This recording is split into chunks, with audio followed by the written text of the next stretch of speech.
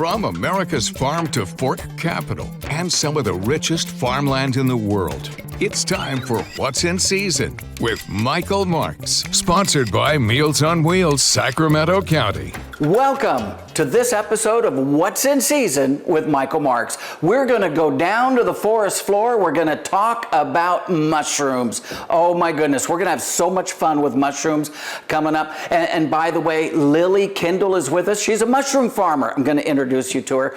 Plus Mandy Bottoms is with us today. We're going to talk about all the things that we get and we buy that come from agriculture. Oh my, how much fun that is going to be. A house call from Dr. Chelsea Azarkan today. We're going to talk about Childhood Obesity Awareness Month. It's a very important topic. And of course, Chef Adam Peckel is here. He's cooking up something with mushrooms. In the world, there is the plant kingdom, there's the animal kingdom, and there's the fungus kingdom. That's right, mushrooms have a kingdom all to their own. Let's talk about mushrooms. This is what most of you think of mushrooms. The Agaricus bisporus. That's the official name of it. It's a little button mushroom. You've got white mushrooms. You got the brown top. Italian cremini is the official name of these. And then, of course, everybody's very popular portobello mushroom. So a couple things about mushrooms. First of all, they've been around for a long time. Even the cavemen in the Stone Age, they would go hunting around for mushrooms to eat, right? And then, of course, in Asia, they use it for medicine. It was King Louis XIV of France who learned how to grow them. He would grow them in his limestone caves just outside of Paris, France.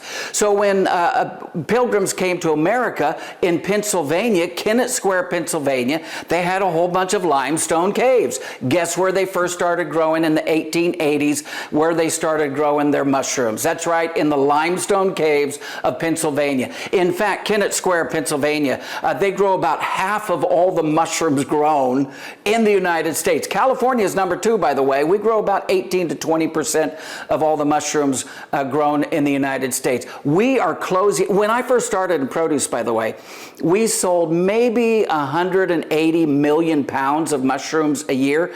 We're closing in on 1 billion pounds of mushrooms.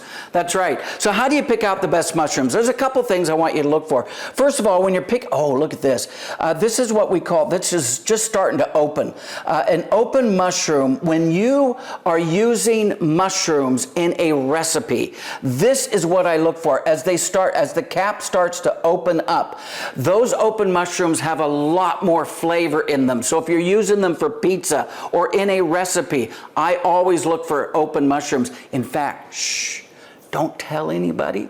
When you find open mushrooms in the market, a lot of times the produce manager will discount those for you.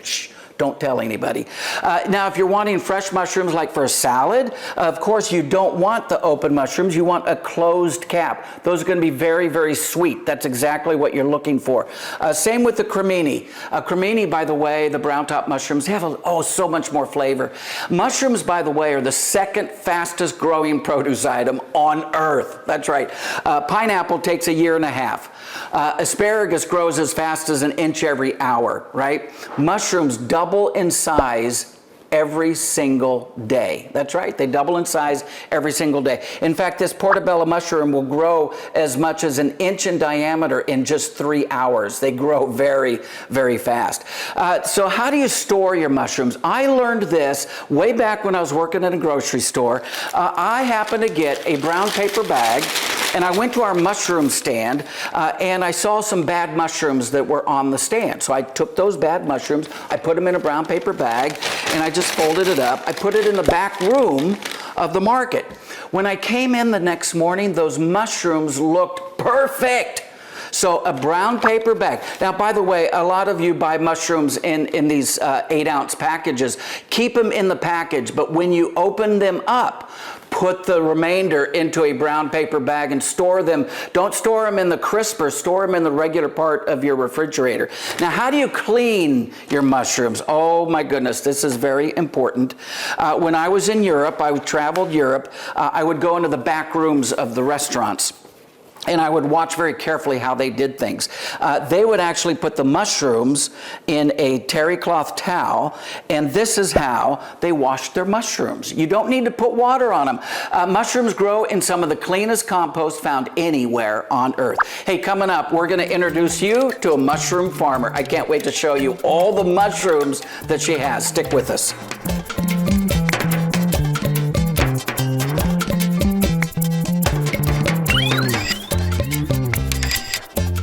Well, here it is. This is what most people think of mushrooms. There's a whole world of mushrooms. Oh my goodness, we've got Lily Kendall is with us today. You might say that the mushroom world is mushrooming. Look at all of these. Oh my goodness. Lily, first of all, thank you so much for being with us. The name of your company, you and your husband, it's Forest Floor Mushrooms, right? Yes, yeah. Where did you come up with the idea? Well, at first it was just a hobby of ours, and then during the early pandemic stages, we were kind of bored at home, and we were like, we can make this a business, and that's what we did. And you started with how many varieties of mushrooms you started with? Yeah, so I would say we probably started with maybe 2 or 3. 2 or 3, yeah, just like oyster, basic oyster, shiitake mushroom, right? Yeah. How many varieties do you have today? We change seasonally, but at the moment we're doing about 12 varieties. 12 varieties of mushrooms. And some of these mushrooms people have never seen before. They're so cool. And you sell a lot to restaurants here in Northern California. Yeah, we do. What are some of the restaurants you sell to? We sell to Magpie Cafe, all of Andy Nguyen's restaurants, Buddha Belly, Village of Om, Moonraker Brewery, Shoki Ramen. Oh, very cool. Yeah. So what's the most difficult mushroom to grow? The most difficult? Actually, surprisingly, it is shiitake, which is interesting because it's a very common one. Yes. That was grown in Japan actually on oak trees. Exactly, yeah. And now they grow on oak sawdust, right? Right, but you still have to have oak for the growing medium. Yeah. And the difference with shiitake with a lot of these other ones is it takes a lot longer to grow. Yeah, they are slow growing, right, yeah. but they're so good next to my New York steak. Oh my goodness. Okay, so Lily, lightning round here. Right. We're going to go down all of these very cool mushrooms. I'm going to ask you, what is it and what do you do with it? Are you ready for the lightning round, ready. Lily? Okay, let's start right here. So this is a golden oyster mushroom. I will usually saute it and add it to pizzas or stir fries. It has a very nutty and soft texture to it. Okay, this one right here, beautiful. Yeah, these are going to be chestnut mushrooms. So they're going to be a much heartier mushroom. I like to grill or roast them and add them to any type of dish. They have a very nutty let's go flavor. down here. What's that? Those are going to be black king oysters. So that is a cross between an oyster and a king trumpet. So I'll usually use it for more hearty dishes. It's very firm. It's one of my favorite mushrooms. This one right here. What's this one? This is going to be beech. It's a much more common mushroom than the other things we grow. It's great on pizzas. It has a very mild flavor. Very cool. Of course, shiitake right down here is shiitake right next to my New York steak. Saute it. This has become very popular. It is. Lion's mane. Lion's mane. So it's got a very meaty texture. So I'll often cut it into strips and put it on the grill and kind of press it until it becomes almost like a meat. Oh, very cool. And this one, oh my goodness, let me lift this up so you can actually see. What is this called? This is one of your newer ones. It is, yeah. So it's in the same family as lion's mane. We call it comb's tooth. It's often also called coral tooth. But I will usually kind of shred it into pieces and saute it or throw it in soups. It's also really great kind of chopped into strips and grilled. Oh, very. These cute little ones right down here, what are those? Those are golden enoki. So those are actually interesting. They're the only native enoki species to North America. Oh. And they have a little bit of a nuttier flavor. I like using them in soups mostly. Okay, we got a couple more. This one right here. Yeah, so this is Pia Pino.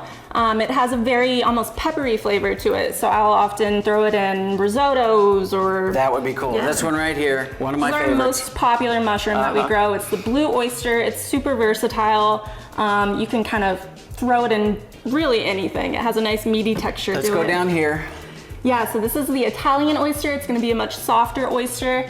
It's got a thinner cap to it. I like to just chop it up and saute it. All right. Are you on do you have a website? I do, Are you on social media? Yeah. Our Instagram is Forest Floor Farming, and our website is forestfloorfarming.com. And check them out at the farmers markets here in Northern California, Saturdays and Sundays, right? So you'll find, oh man, so cool. Hey, coming right up, Mandy Bottoms is with us. All the things we get from agricultural products, coming right up.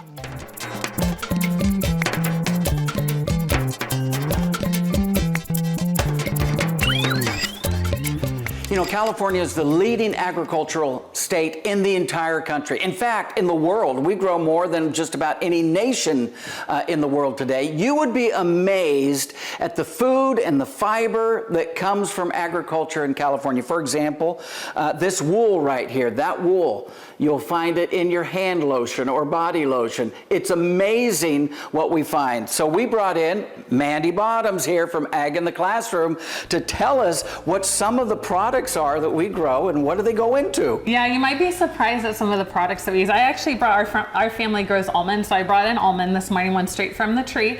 And you actually use all the parts of the almond, not necessarily for humans, but we use them for animals. So we use the outside, the hull can be used as feed for cows. The shells can actually be used as bedding for cows, and then we of course love to eat those nuts on the inside. So I do love your that's almonds. just one example of how that works. So we're gonna actually play a little game today. I brought 4 different raw commodities, and I have 4 different items that you might find in your house, and you're going to see if you can match them to the commodity that they come from. Okay. Okay, so Very cool. let's start. I think this one's a little bit tricky. So I brought a string. Just you can a feel string. it. Yeah, feel it, so Okay. you can get an idea of Just what it a might string. be. Very good. So the wool's over there, so it can't. It's not from the wool. Okay, so what would this come from? I have no idea. It's tricky, right? I have no Okay, idea. so you might be shocked that we actually use wood fibers to create some actual fibers that we wear in our clothing. And so that the first natural fiber ever was a type of rayon that we get from wood. So Oh my goodness, we actually no way. use, yeah, it's a byproduct. Of course, if there's wood that we can't use for other sources, you can turn it and chemically turn it into different strings. So your crocheting with the yarn comes from wood. Sometimes Very, very it does. cool. That's Okay, right. what else do you have? So I also brought a packing peanut. If you've ever Oh, moved, yes. you've used these a lot. Oh my goodness. Well, these are light, so maybe it comes from that. That's I don't great. know. So these are soybeans, but packing peanuts actually come from corn, and they're mostly No corn. way. Yeah, it's a huge percentage of them are corn, which is what makes them, when you put them in water, how they just disintegrate. Mm-hmm. So a lot of them now are biodegradable, and they're made from corn products, which are left over from the processing of corn. No way. Yep. In your packing material, that's so Yep. cool. What else do you have? Okay, I also have a piece of sandpaper. Sandpaper. Oh, that's got to be walnuts. You got that one right on the nose. Okay. Yeah, so walnuts have, obviously the meat is inside of the shell, but there's also the shell left over when they're processed for grocery stores or wherever you buy your walnuts. So they take the shells and they grind them into a fine powder, and it's used for a number of different construction abrasions, but also for sandpaper, which we might use at home. Another type of abrasion. Yep. Okay. This one will be easy. We got one left. So this is a crayon. No way. Yes. Crayons come from agriculture. They come from agriculture. Well, it's got to be this one then. Yes, so these are soybeans. This is actually a special crayon that is made with soybeans, and they took 2 years to develop this crayon. And soybeans, you might know it from tofu, but they also use some of it to create things like crayons and other items you might have at your house. Do not encourage your kids to eat the crayons. No, they probably shouldn't eat the crayons. No, don't do that. So food, fiber, fuel. We get a lot Yeah. from agriculture, right? Here We in really California. do, yeah. In fact, they say that, we have 350 different commodities grown here in California, and then you multiply that by the number of products that we get from each one. It's That's pretty amazing. incredible. Tell us about Ag in the Classroom. Yeah, Ag in the Classroom is a nonprofit. What we do is we help parents, caregivers, teachers, all help teach the young people in their lives about where their food and fiber comes from. So if you go online, we have activities like this that you can do at home. We also have lesson plans and a lot of other resources. Very, very cool. Thank you so much for being with us. Hey, the doctor is in the house, Dr. Chelsea. We're going to talk about Childhood Obesity Awareness Month. Coming right up. Don't go away. A crayon.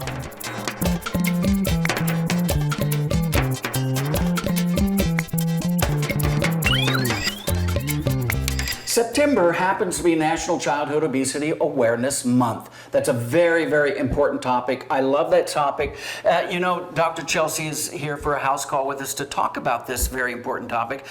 When I first started speaking at school assemblies 40 years ago, you could look out at the class, you could hardly find anybody overweight or obese. Today, you go back to those schools, you find a lot of overweight and obese children. Why is that, Chelsea? There's a lot of factors. So one is kids are more sedentary. They're not moving as much. They eat a lot of processed foods. So the foods have chemicals in them that are not only obesogens, but they also keep the kids coming back for these high caloric foods with no nutrient value. That ultra processed food, right? Exactly. Oh my goodness. And you know, we're not just talking about calories, but nutrition. That's what we've got to really focus on with our kids, right? It's not just about the calories, it's about the nutrition in those calories. Absolutely, it makes a huge difference. So for example, when I was growing up, okay, little National Enquirer story here for you. I loved Pop-Tarts when I was a kid, right? And I loved the strawberry Pop-Tarts especially. But strawberry Pop-Tarts, even this yogurt, it has 20 grams of sugar in this little yogurt right And if here. you look at the label, like we've talked about on other There's episodes, 3 different sugars in there. modified food starch, it's not really real food. Yeah. So what should kids eat instead? So the calories of this is If we what? look at the calories, the protein, the fat, and 2 of these toaster strudels that kids might grab for breakfast, you could eat all of this. So you've got a cup of Greek yogurt, you've got half a cup of granola, you've got a cup of strawberries, and then you could put on top of there 2 full tablespoons of honey. That is a massive amount of food. Now, this is still about twice the amount of carbohydrates I would want even an adult to eat in one sitting. So what I would do is I'd take the bowl of yogurt and then I would pick one of these toppings and you'd still get a really filling breakfast. Okay, very good. Yeah. So Captain Crunch berries are my favorite. And so a lot of kids eat cereal in the morning, Cereals right? are really common What breakfast. do we have here? So an alternative for the exact same amount of nutrients, you could eat a hard-boiled egg, or any way your kid will eat an egg, a whole apple, a piece of whole grain bread, and then you could put a little avocado on there. You could put nut butter if your kid's not an avocado person. A lot of kids aren't. But you get this full plate of food, and this is going to get the kids hungry an hour later. This is going to keep them full till lunch. And much more nutrition in here, right? Absolutely. So finally we have some snacks, right? Yeah. Common snacks that most of our kids enjoy. And here are some snacks that maybe they should be enjoying. Yeah, so through the day, they might grab a bag of chips. That's really common for kids.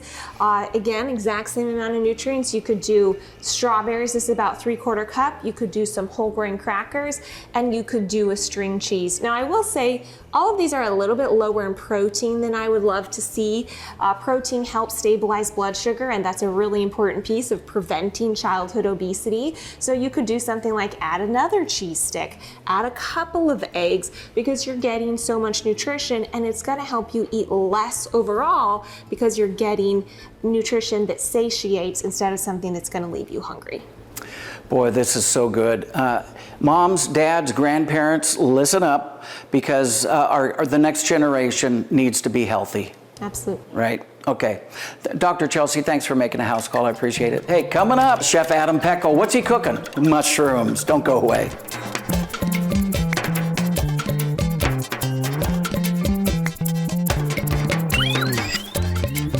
Welcome back. How do you mushroom? That's right. Well, we're going to talk to Chef Adam Peckel with us today. How do you mushroom? All kinds of ways. Mushrooms are absolutely by far one of my favorite ingredients to use. Salads, soups, entrees, whatever. They can really do anything. Raw, roasted, Yeah. baked, Stuffed. How about stuffed? Okay, so we got a beautiful, oh, by the way, since we got the portobello mushroom here, let me teach people how to pick out the best portobello. You see Looks the great. gills in there, right? Sniff it. If you smell any hint of ammonia, that is an old mushroom. You don't want that. It needs to smell like the forest floor. This one looks great.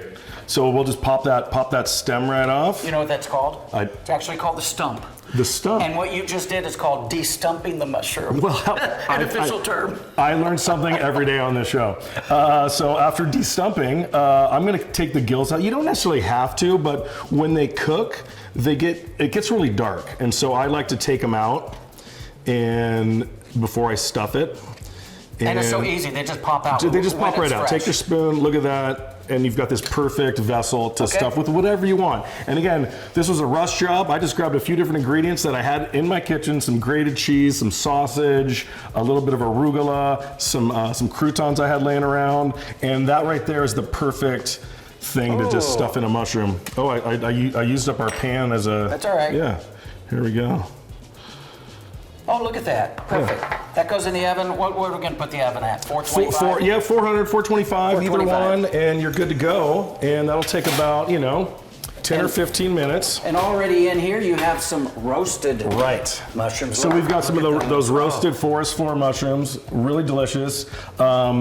So beef stroganoff, right? Beef stroganoff is a dish everybody loves. It's a dish that I've done that people love. One of my favorite chefs. But when you got great mushrooms, you don't even need the beef. So we're just doing a mushroom stroganoff. I brought in, I just made a little bit of spinach pasta, and I've got my little kind of a brandy mushroom cream sauce that I use with just dry mushrooms to make the sauce. And then, of course, the classic, the finish to make it really stroganoff, you need to finish with a little bit of that sour cream, of course, which just adds that nice, rich flavor, that little bit of tanginess to it. That's my lunch. Everybody else, I don't know. I think there's going to be a fight at the end of this thing here. And so we make that nice little base, and we'll put that out on the plate. And then I chose to, because these mushrooms are so nice, I kept them separate, and we've got these nice the Black King oyster mushrooms. That pan's a little hotter than expected. So, and the Black King oysters and the Piopinos from Forest Floor, and we put some of those on there. And I've got two more of her mushrooms that we've got some of the golden oysters and the golden enoki that I pickled. And we just put those on top. And these are great for almost anything. Put them on a charcuterie board or, salads, whatever. Pickled mushrooms, they're delicious. Oh, say one thing about mushrooms that probably viewers have no clue about mushrooms. Wow. Well, you could find delicious, expensive edible ones just lying all over the forest. I love going foraging and finding chanterelles and morel mushrooms. Morels, lobsters. Very careful. Be very careful. Know what you're doing. Go with someone that knows first. But again, the real good culinary ones, you can tell. Know what you're looking for and go get them. Oh my goodness, Chef, where's the fork? Yeah, I know. We gotta wait on the forks because we're gonna have a rush if we don't. Chef Adam Peckel, as always, thank you so much for ending our show with such great ideas using mushrooms. Yeah, that is very, very cool. And we will see you next time.